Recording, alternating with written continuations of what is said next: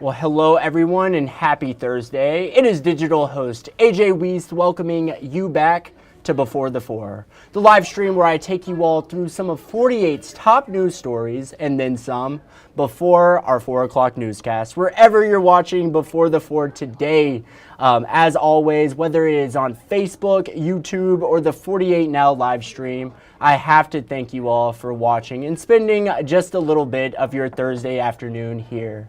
Now we have quite a bit to jump into today, so I say let's start things off. And starting things off in Decatur, where today the third-party review of the police department was released. Now in July of 2024, the Decatur City Council approved Green Research and Technologies to conduct a review of the police department. And after months of going through over 300 hours of body cam footage and reports, it is now available to the public. The review of the department comes after the shooting death of Steve Perkins in September of 2023. He was shot and killed in the driveway of his home following a verbal altercation with a tow truck driver. Now, City Council President Jacob Ladner suggested the review to his constituents and the public. And today, Decatur officials held a press conference, which we streamed right here wherever you're watching Before the Four right now. You can read that full report on our website. Just go to WAFF.com. And 48's Callie Neese will have more coming up in our evening newscasts. But make sure you guys take a look at the latest Huntsville area Crime Stoppers. For who 48's Gina Benitez and Huntsville Police need your help stopping this week. And we're going to take a look.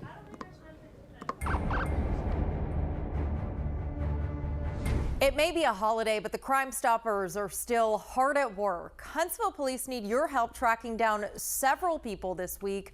Most are wanted on drug charges. This is Zachary Palladini. Police say he keyed his ex-girlfriend's car and slashed her tires and caused more than $5,000 worth of damage. He's wanted for criminal mischief.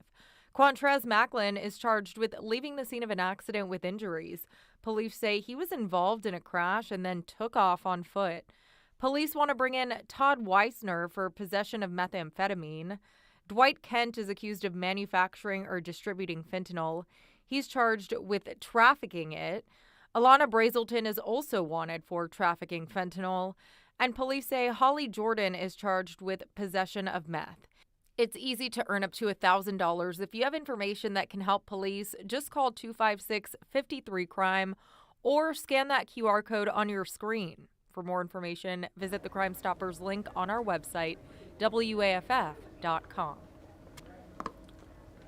Well, thank you, Gina. And I see we have a comment on Facebook today. Gavin, he said, hey, how are you, Gavin? I hope you are having a fantastic day. But now a story in case you missed it last night from 48's Nick Ballinger. Last week, we brought you a story on a Monrovia home burning to the ground, killing an entire family. We've since been following the situation, and we recently learned that it is believed to be a murder-suicide. Nick Ballinger with more. What stands now of a home in Monrovia serves as a reminder to Paige McGee of what happened on January 7th. Every time I drive by that house, I just feel this sadness, and just the fact that there were 3 people that were in there that died, it's just like leaves a burden over me every time. The only addition, flowers in the victim's memory, and now new information about what happened to them. Firefighters responded to the home of Forest Brook Drive, fully engulfed that morning, to find 3 people dead inside. Forensic evidence now revealing that Harold and Malia Celestine were shot before the fire broke out. Also inside, Marie Celestine, who investigators say killed herself after killing her husband and daughter. Malia Celestine was just 16 years old. But the fact that a mother could do that to her daughter is a shocker. She would have had an opportunity and chance in her life, at 16, that's a hard thing. McGee has lived across the street from the family for 4 years. She says she used to see 16-year-old Malia walk to the bus stop with other kids in the neighborhood. As a mother herself, her thoughts now are with her children. I have two little boys. I love them to death, and no matter what I was going through, there's no reason ever that I just can't get over that she'd kill her own daughter. McGee says now every time she drives past the house illuminated by a single streetlight, she'll think about the girl who used to live there. It's really tough, to think about that there was a kid that lived there and she had a whole life ahead of her and it had to be taken away. Well, thank you. And now in Athens, where city leaders are addressing drainage and sewage concerns in one Athens neighborhood. For years, people living on Strain Road have complained to city leaders about these issues. The city recently hired Krebs Engineering to start preliminary engineering work on the road. The city is using $100,000 in COVID relief money to take a closer look at the flooding issues. And 48 Sarah Grace Kennedy recently spoke with Bobby Sledge, one of many people who have dealt with raw sewage linking into their yard. He said his sister, who lives with him, has gotten sick because of the leakage. That's our home house, where we were all raised up at. And she's allergic to mold. The house was making her sick. If we don't get a drainage system fixed, then we're going to have the same problem over again. Well, thank you. And now in Gurley, where yesterday a man was flown to the hospital after being attacked by a dog. 48's Callie Neese with the details. The Madison County Sheriff's Office is in the early stages of investigating, but right now, outside of the home where the man was injured, things are quiet. Take a look at this video a WAFF employee took earlier today. You can see the helicopter that Sheriff's Office officials said airlifted the victim to the hospital. Don Webster from Hemsey said the man was flown to Huntsville Hospital Trauma Services after a dog attack here on Little Cove Road in Gurley. He was taken to the hospital in serious condition. Brent Patterson said once deputies arrived on the scene, they realized the severity of this attack. Once they got there, they realized it was a canine bite, a pretty serious canine bite. The victim was transported by air support to Huntsville Hospital. His injuries are pretty serious from what I've been told. I do not have a status at this time. Patterson says they are in the early stages of investigating and no charges have been filed at this time. I am speaking with the family, and coming up at 10, I'll have the story from them. Reporting in Gurley, Callie Neese, 48 News, on your side.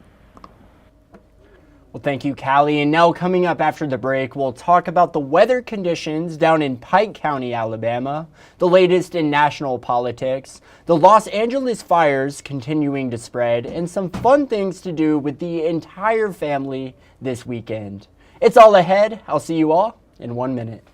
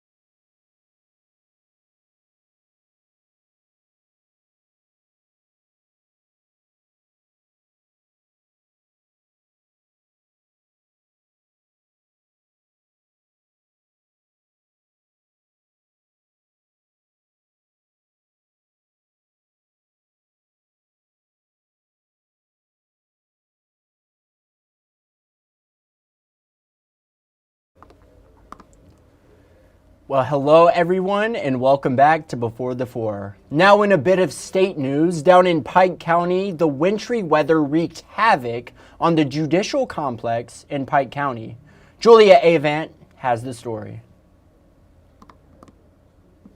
Every 30 minutes, the Pike County Sheriff's Office received a call of someone in need of their help for the past 2 days. We've had vehicles off the roadway.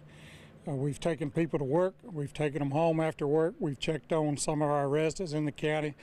So we've been steady. All while facing 2 emergencies at their headquarters. Starting at 6 a.m. on Tuesday, Sheriff Russell Thomas received a call from the county jail's kitchen. Well, as he walked into the freezer, the meat was beginning to unthaw. Thousands of dollars of food was on its way to being wasted. So we had to make some arrangements to find a refrigerated trailer. moved thousands of dollars worth of meat, 50 boxes. Which is when one lieutenant found another emergency when he found 2 inches of water in the sheriff's office. Lieutenant Smith went floor to floor, continuing to find water damage. He found the source of the problem in the attic, which from here all the way to here, water was spewing, which is around 20 feet. Ceiling tiles have collapsed. We had a lot of important documents. They were exposed to some water. Thank goodness they were saved. They were inside plastics. While the building was already closed due to winter weather, this could back up normal operations and scheduled meetings and court dates. Thomas says they will reevaluate this weekend, but in the meantime, taking care of his men and women is his top priority. You know, we come and take care of other families when we have to just put our families on hold. Our families and children out in the snow and grandchildren playing in the snow, and we're out here working, so we're missing that time with them. But that's what we've chosen to do.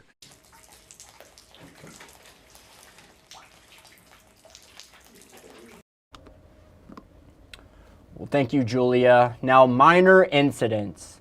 That's how President Trump is describing the violent acts that happened on January 6th, 2021. And he defended pardoning those convicted in his first sit-down interview since taking office. NBC's Chris Pallone has details from Washington.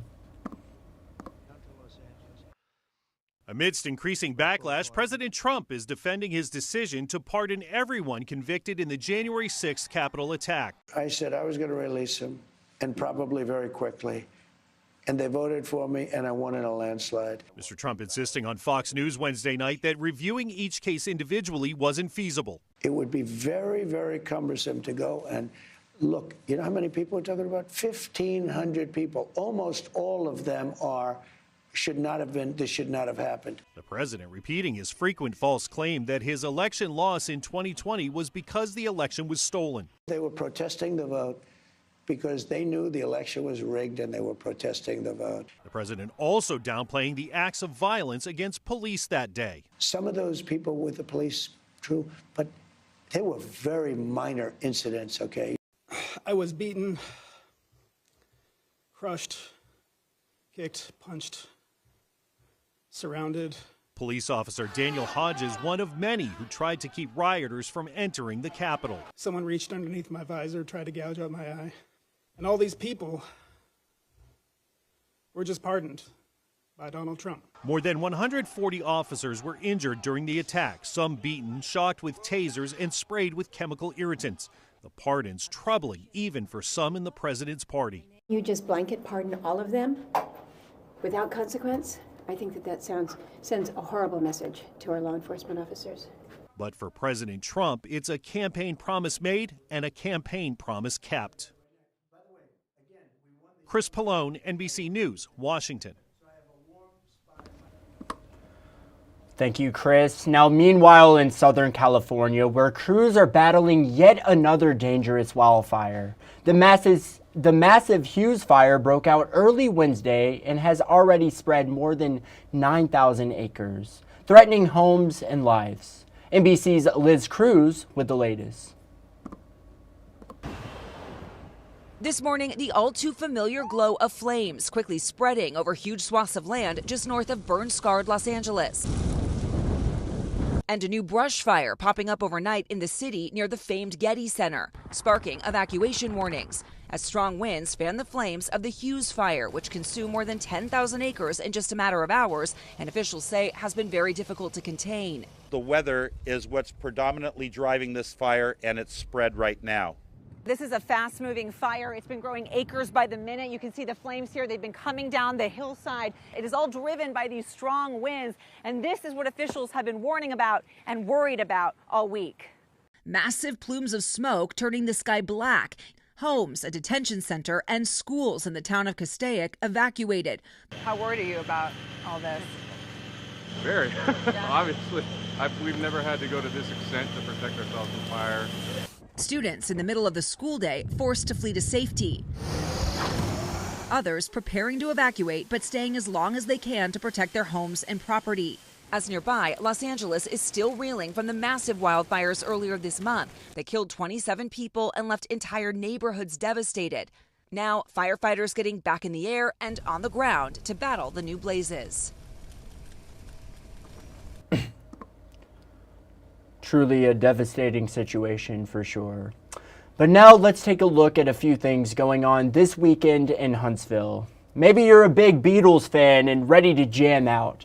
Well, you certainly lucked out this weekend because the Black Jacket Symphony is coming to town to bless our ears with a little Abbey Road and other Beatles' greatest hits. Yesterday, I spoke with Jason Rogoff with the Black Jacket Symphony, and take a listen to just a little of what he had to say about this weekend's performances. A bit about the Black Jacket Symphony for anyone who might be watching at home who might not know, like its history, how many are part of the band, where all you've performed in the past. Yeah, so where all we've performed, it would take a little bit longer. But we do a little over 100 shows a year. We play all over the United States. We have played overseas. We did a run of dates with the military one year, or 2 years, I guess, but which were fantastic and fun shows. I mean, what an honor to get to go to Qatar and the United Arab Emirates and perform for the men and women of our military. It was awesome. But the Black Jacket Symphony, we recreate classic rock albums, note for note, sound for sound. It is a full visual and audio experience. You could close your eyes and you'd think you are listening to the album at home, but don't close your eyes because you'd miss a stunning visual performance. We have a really incredible lighting designer who pairs with some of the video content that we have, and it's a fantastic show and it's a lot of fun.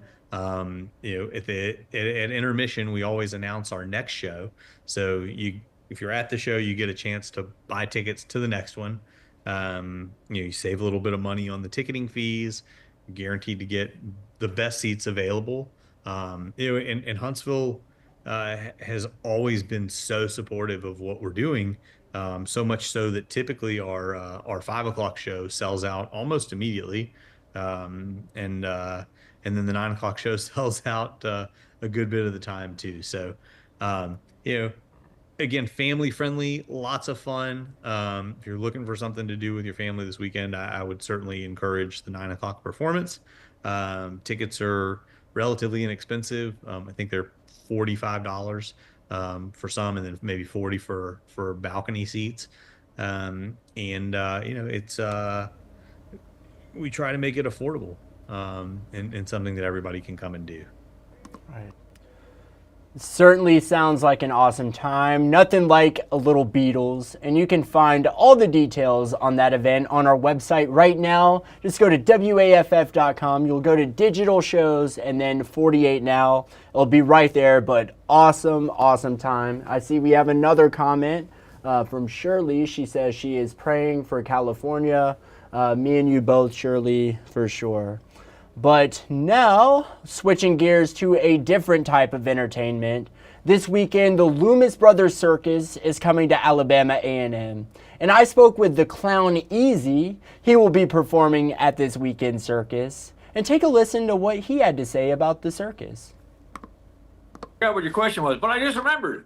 We're going to be in Huntsville the 24th, the 25th, and the 26th. 6 big shows. And we got a chuck wagon full of your favorite circus treats. Popcorn, cotton candy, snow cones. The things that make you part of the sensory experience of coming to the circus. That's right. You get to enjoy watching, hearing.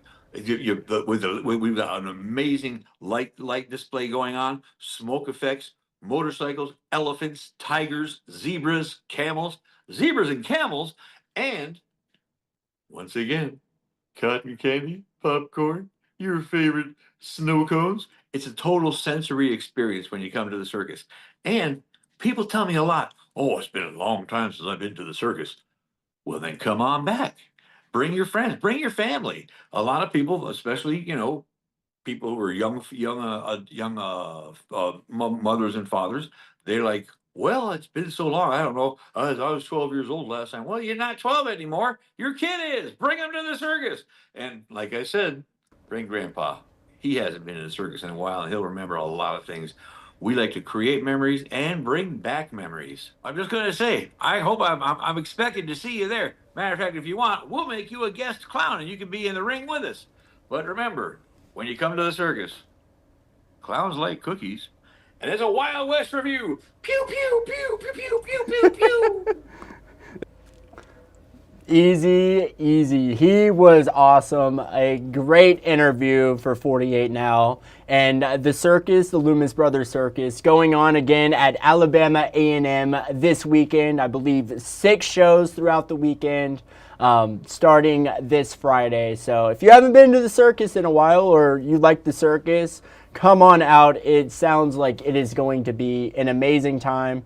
No promises that I will be a clown at that circus, though. I think I'm going to leave that up to Easy and Cozy, his partner, but an awesome time there.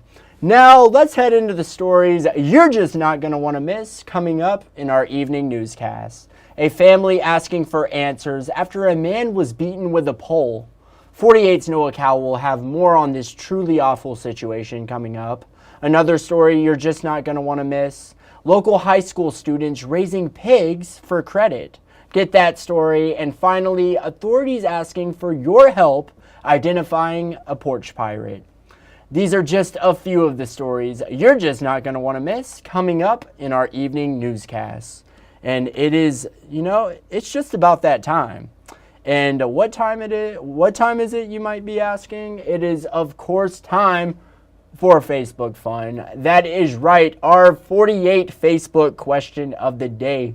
Do you prefer, if I can speak, do you prefer temps below freezing or temps in the triple digits? And that is a tough question because either you're uncomfortable either way, I will have to say, but I think because I'm more used to the heat, I think I would prefer the triple digits because what we have going on outside this week is just not my cup of tea, let me tell you.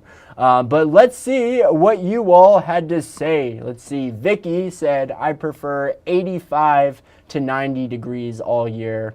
Vicky, I agree 100%. If it could stay 85, 87, even 90 is nice because, I don't know, I just find it easier to cool off when you're hot than to warm up when you're cold. Like, if you're hot, just like jump in a pool or, I don't know, it's just super easy to cool down, but it takes hours for me to warm up after just stepping outside for 15 minutes. I'm cold for the rest of the night, honestly. But Vicky, thank you so much for commenting. Chase said below freezing all day long, LOL. Could not be me, Chase. I can't do it. It's funny. I used to enjoy cold weather. I used to love it. Like as a kid, I would tell my parents, I'm going to move to Minnesota because I just love cold weather. Yeah, that's not the same AJ anymore. I cannot stand cold weather.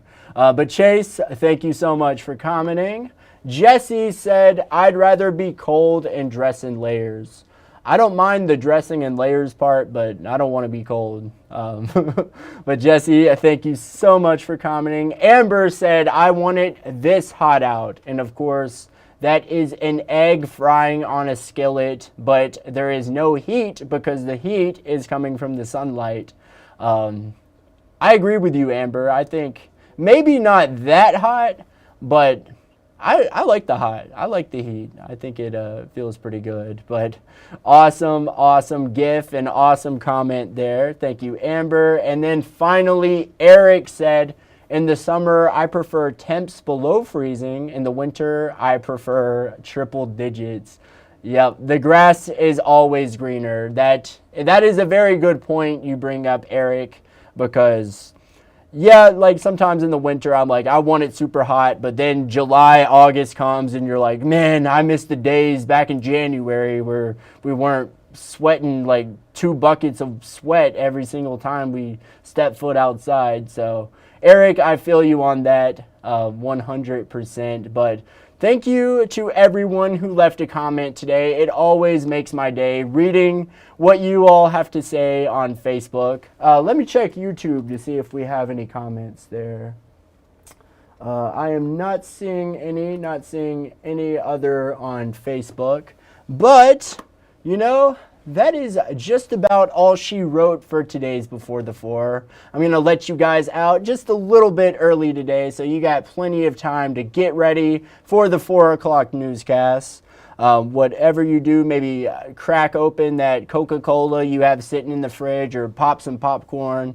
Whatever you do, enjoy tonight's evening newscast. And if you haven't already done so, make sure you download the 48 Digital app, the 48 First Alert Weather app, and the 48 Sports Zone app. Turn on those push notifications and you will never miss a breaking news story. But with that said, that's it for today. But as always, I hope you guys have a great night. And as always, thank you for watching.